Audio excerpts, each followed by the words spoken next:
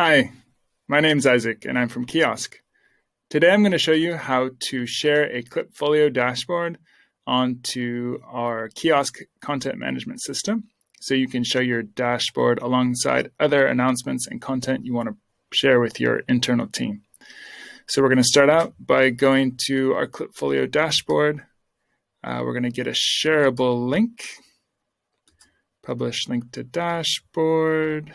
Publish now. Copy link. Finished. Now we're going to go over here to Kiosk. We're going to add a new slide.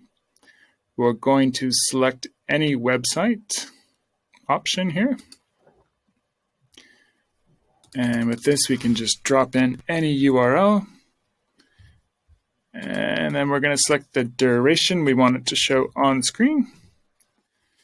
And voila, your dashboard is now ready to go up on screen.